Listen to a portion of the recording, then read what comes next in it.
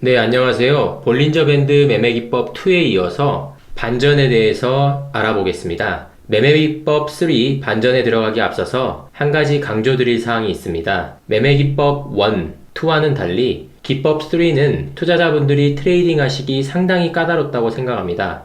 그 이유는 볼린저의 저서에서 설명하고 있는 확증하는 지표가 난해한 부분이 많고 대다수 투자자분들이 접하기 쉽지 않은 생소한 보조 지표들이 많이 있기 때문입니다. 따라서 이번 영상에서는 개인이 쉽게 트레이딩에 접목시켜서 실행할 수 있는 그러한 부분에 대해서만 저서의 내용을 토대로 정리하여서 안내드리겠습니다. 밴드 태그와 지표의 움직임을 비교해서 반전을 예측합니다. 먼저 주가가 상단 밴드를 여러 번 건드리는 복수의 태그와 이에 수반되는 지표의 점진적 약세, 그리고 주가가 하단 밴드를 건드리는 복수의 태그와 이에 수반되는 지표의 점진적 강세를 살펴볼 것입니다. 그런 다음에 왜 따로 떨어진 태그와 지표가 반대인 것을 찾을 건데요. 하나의 하단 밴드 태그와 긍정적 지표, 혹은 하나의 상단 밴드 태그와 부정적 지표를 찾을 겁니다. 이때 사용되는 지표는 매매기법 2에서 배우셨죠? MFI 지표와 그리고 밴드 %B 지표, 그리고 AD 지표. AD 지표는 Accumulation Distribution의 약자입니다. 인트라데이 인텐서티를 줄여서 II % 지표 등이 있겠습니다. 네, 지금까지 앞에서 말씀드렸던 내용들을 정리하자면요. 주가가 상단 밴드를 태그하는데 이에 수반되는 보조 지표가 점진적으로 약세를 보여요. 그러면 주가의 고점이구나 라고 확인을 해볼 수가 있는 거고요. 그리고 주가가 하단 밴드를 보시는 것처럼 이런 식으로 태그를 대는데 이에 수반되는 보조 지표가 이번에는 긍정적 지표를 보이면 주가의 바닥 부근으로 예상을 해볼 수 있다는 겁니다. 그래서 이 매매 기법을 볼린저는 반전이라고 얘기합니다.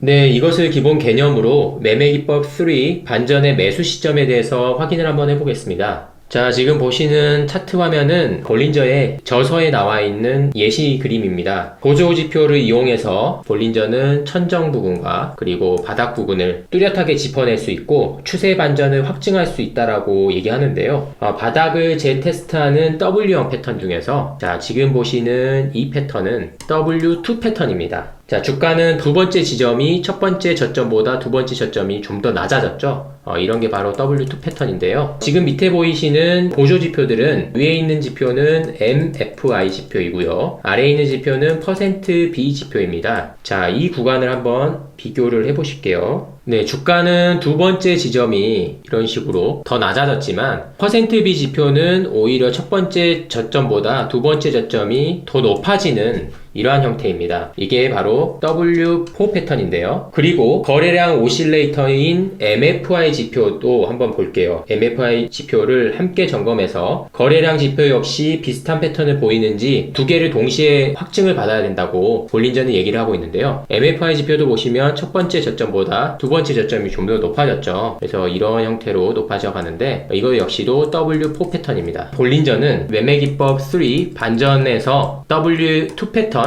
매매 자리는 확증하는 지표로 %B와 MFI 지표를 활용을 한다고 했는데요. 이때 %B와 MFI 지표의 지표 모양은 W4 패턴입니다. 그래서 주가의 모양새는 W2 패턴이지만 이것을 확증하는 MFI 지표와 %B 지표는 W4 패턴이 확인이 된다면 매수하는 시점은 두 번째 저점을 형성을 하고 첫 번째 상승하는 첫 상승일에 매수가 유효하겠다라고 설명하고 있습니다. 네, 다음은 매매기법 3 반전의 매도 시점을 확인해 보겠습니다. 천정도 원리는 비슷하지만 인내심이 조금 더 요구가 되는데요. 전형적으로 천정을 형성하는 데는 시간이 더 걸리며 고점까지 보시는 것처럼 봉우리를 서너 개 만들어가면서 치고 올라갑니다. 전형적인 구조를 보면 주가가 치고 올라갈 때마다 %B 지표하고 AD 지표는 점차 줄어드시는 것을 확인할 수 있어요. 보시는 것처럼 주가는 올라가는데 내려가는 모습을 확인해 보실 수 있죠. 이러한 패턴이 전개되면 거래량과 거래 범위가 평균보다 유의미할 정도로 커지는 하락일을 살펴서 매도를 하셔야 합니다. 이런 장대 음봉이 나오는 이런 구간들 혹은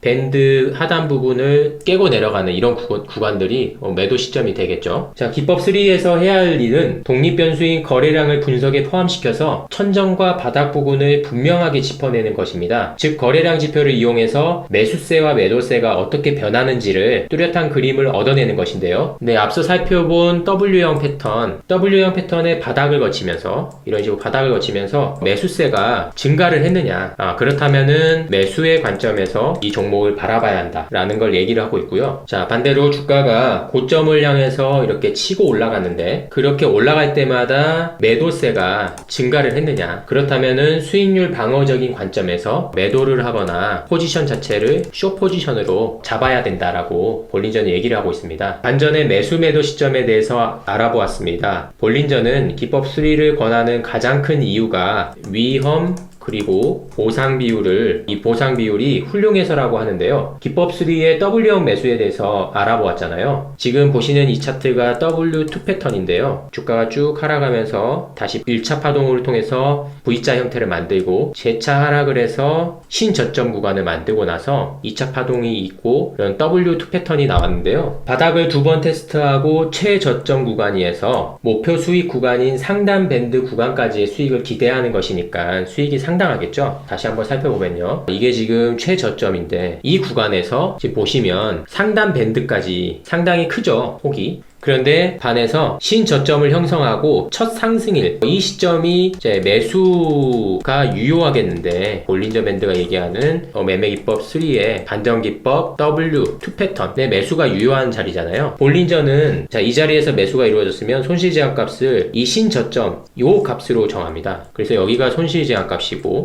목표 수익 구간은 바로 이 상단 밴드 이 구간인데요. 그렇다면은 손실 폭은 되게 작고 하지만 기대하는 목표 수익 자체는 상당히 크죠. 네, 그래서 볼린저 밴드의 저서에 나와 있는 볼린저의 회고록을 한번 살펴보면요, 한 번은 종목이 큰 폭의 하락을 했대요. 이렇게 큰 폭의 하락을 했는데 차트 모양새는 삼중바닥의 밴드 바깥으로 종가가 형성되는 그런 가격 구간에서 볼린저는 매수에 들어간 적이 있다고 합니다. 그래서 주가가 추가 붕괴될 가능성도 있었고 차트상으로도 상당히 무서운 자리였는데 기법 3 반전에 걸맞게 일중 강도지표 II% 지표가 아주 긍정적이었고 저점을 찍은 다음날 상승해서 셋업이 완성되는 그런 자리였다고 합니다. 그래서 당시 가장 중요한 것은 해당 종목의 매수 시점 W2 패턴으로 살펴보자면 매수 시점과 신저점, 이 신저점의 차이가 불과 마이너스 2.5% 퍼센트라고 해볼게요. 퍼센트였다고 합니다. 합리적인 목표가인 상단 밴드는 이 시점으로부터 무려 10포인트나 위에 있었다라는 거죠. 그래서 위험보상 비율이 1대4라고 합니다. 즉 손실을 볼 경우에는 마이너스 2.5% 구간에서 끊어버리고 수익을 볼 경우에는 수익을 실현을 하면 10%의 기대 수익 구간이기 때문에 트레이딩을 하기 괜찮은 조건이 아니냐라고 얘기를 합니다. 그래서 이처럼 기법 3는 손실 위험에 비해 수익 보상값이 크기 때문에 기법 3를 매매 잘 활용해 보시면 좋은 성과를 기대해 보실 수 있을 겁니다. 개인적으로는 기법 3 패턴이 1과 2에 비해서 상대적으로 발견하기가 쉽지 않은 것 같습니다. 네, 볼린저가 얘기한 위험보상 비율에 대해서 간략하게 좀 설명을 드리면요, 저희 트레이더 팀에서는 위험보상 비율을 3대1로 잡고 있습니다. 위험보상 비율이 3대1이라는 것은 매매 시의 승수와 확률에서 출발하는데요. 쉽게 설명을 드리면 예를 들어서 위험보상 비율이 1대1로 가정을 해보겠습니다. 1000만원으로 운영을 하는데 처음 매매 시에 플러스 50% 수익이 발생을 했고 그 이후에 매매를 했더니 마이너스 50%, 그 이후에 또 매매를 했더니 플러스 50%, 그 이후에 매매를 했더니 마이너스 50%가 났다라고 가정을 해봅시다. 그러면은 처음 매매 시에는 1000만원에서 50% 수익이 났으니까 1500만원이 된 거죠. 그리고 계좌가 마이너스 50%가 그 이후에 됐으니까 다시 750만원, 그리고 그 이후에 플러스 50%가 됐으니까 1125만원, 그 이후에는 562.5만원이 되거든요. 그럼 결국 내가 1000만원을 가지고 계좌를 운영을 했는데 1대1의 위험보상 비율로 운용을 했더니 계좌는 점차적으로 낮아져 가는 겁니다. 네, 편의상 극단적인 단조로운 예를 들었습니다. 따라서 본인의 매매 수익과 손익에 대해서 성과 분석의 통계와 그를 통한 확률 데이터가 정확하게 있어야 합니다. 예를 들어서 마이너스 3%의 손절 원칙을 세웠다라고 한다면 이에 대한 보상 비율을 플러스 9%, 즉 목표 수익률을 플러스 9% 이상으로 평균해서 잡아주는 게 위험보상 비율이 3대 3분의 1이라고 할 수 있는 거거든요. 그렇게 되어야만 마이너스 3%의 일정한 손절을 계속해서 반복을 했을 때 플러스 9%의 이상의 수익 실현을 계속 하기 때문에 계좌가 안정적으로 줄어들지 않고 점차 쌓여서 이렇게 커질 수가 있는 거죠. 그래서 개인 투자자분들이 이 손절에 대한 명확한 원칙은 있으신 분들이 많이 없으시더라고요. 마찬가지로 수익에 대한 부분도 어느 정도가 목표 수익을 가져갈지에 대한 부분이 없으신데, 한두 번의 큰 수익은 실현할 수도 있겠지만 본인의 매매 성공 확률에 대한 정확한 통계, 이 통계는 강세장과 그리고 약세장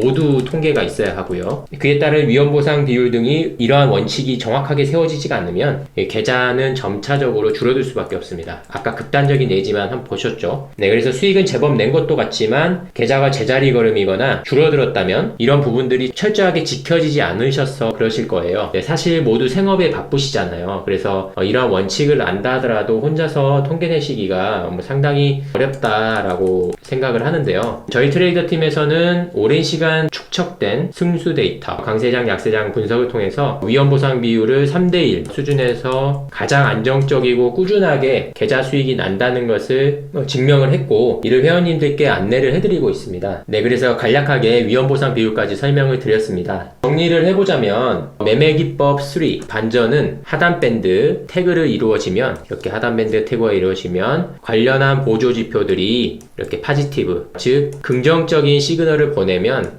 매수 신호로 보고, 자 반대로 이렇게 상단밴드 태그가 이루어졌는데 관련한 보조지표들이 네가티브, 즉 부정적인 시그널을 보내면 매도 신호로 보아야 된다라고 볼린저는 얘기를 하고 있고요. 기법 3 반전을 잘 면밀히 분석을 하시면 이 천장과 바닥 부분을 보다 쉽게 찾아내시는데 도움이 많이 되실 거고요. 앞서 설명드린 것처럼 위험보상 비율이 아주 좋은 종목들을 잘 찾아서 매수를 적절하게 하실 수 있다라는 부분입니다. 네, 코오롱 PI 종목을 시간 관계상 제가 좀 미리 이렇게 차트 세팅을 했는데요. 시간 관계상 차트 세팅을 미리 좀 해뒀는데요. 자세하게 좀 확대해서 보겠습니다. 볼린저가 말한 볼린저 매매기법 반전에서는 제가 매수 시점이 W2 패턴이 나온다고 말씀드렸잖아요. 그래서 지금 오늘자 18년도 11월 23일인데요. SKC 코오롱 PI가 11월 21일 날 W2 패턴 매수 시점이었었어요. 그래서 좀 더 자세히 보겠습니다. W2 패턴은 주가가 이런 식으로 하락을 하다가 1차 파동이 있고 나서 재차 하락을 해서 신저점을 형성하고 이런 구간이거든요. 주가의 모양새는 W2 패턴이고, 그리고 이것을 확증하는 지표인 밴드 퍼센트 B와 머니 플로우 인덱스 MFI 지표, 반드시 밴드 퍼센트 B 지표와 플러스해서 거래량 오실레이터 값인 MFI 지표도 함께 확인을 해야 한다고 볼린저는 얘기를 했거든요. 그래서 이 두 지표가 말씀드렸던 것처럼 W2 패턴과는 다른 형태인 W4 패턴이 나와야 합니다.